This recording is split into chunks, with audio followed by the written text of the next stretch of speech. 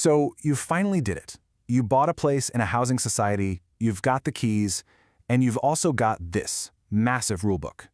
Is it just a long list of don'ts, or is it actually a guide to your rights?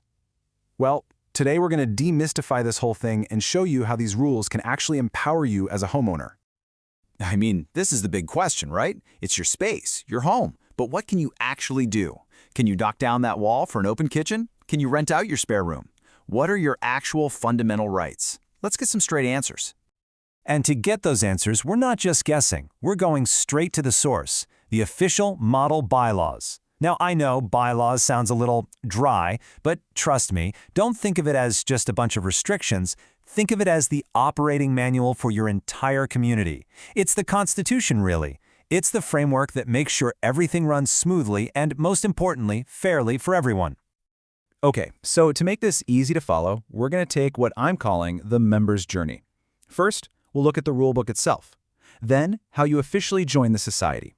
After that, we'll get into your rights and responsibilities, decode those society fees, and finally, figure out who's actually running the show. All right, first up, the society's rulebook. Let's start right at the foundation. And look, these rules aren't just pulled out of thin air. They're specifically designed to create a harmonious community, protect the value of your home, and make sure all those shared spaces are managed properly for every single person living there. And right here in the text is the core idea of the whole thing. The society's main job, its whole purpose, is to manage and maintain the property for all its members. It's all about the collective. It's a cooperative, and that co part, that's the key to everything. Okay, so now that we've got the why down, let's talk about the who. You might think being a member is simple, but there are actually a few different types of membership, and it's pretty important to know which one you are. First up, we have the active member. This is really the gold standard of membership. It means you own the flat, you're all paid up on your society charges, and, this is the important part, you've shown up.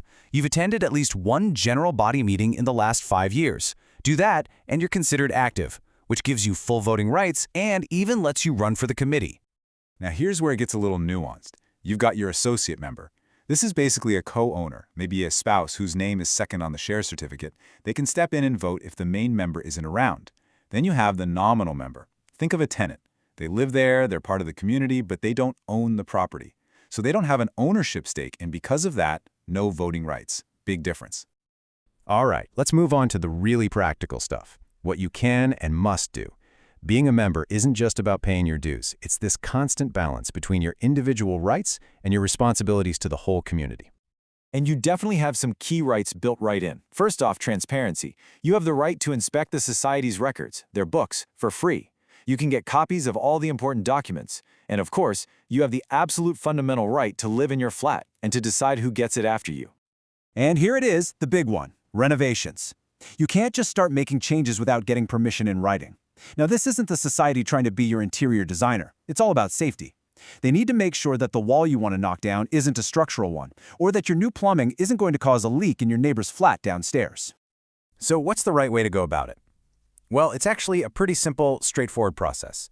You just submit a detailed application to the society secretary, spelling out exactly what you plan to do. The managing committee will then review it to make sure everything's safe and compliant, and then they'll give you that all-important written permission. Okay, let's talk about money. I know, nobody loves paying bills, but those society charges are literally the lifeblood of your building. They're what keeps the services running, maintains the property's value, and ultimately protects your long-term investment. One of the most important parts of your fees is something called the sinking fund. The easiest way to think about this is like it's the society's emergency savings account for big, future repairs. So, in 15 or 20 years, when the whole building needs a new roof or a major paint job, the money is already there. It prevents everyone from getting hit with a massive, unexpected bill all at once. And if you look at this chart, you can get a really clear snapshot of where your money goes. See, your monthly maintenance bill isn't just one lump sum. It's carefully divided up into different buckets. Property taxes, water charges, a fund for day-to-day repairs, that sinking fund we just mentioned, and of course, general service charges. So what's actually in those service charges? Well, this covers all the day-to-day operational stuff. We're talking about salaries for your security guards and cleaning staff, the electricity bill for the lobby and lifts, fees for the annual audit, even things like stationery, postage, and other administrative costs to keep the society running.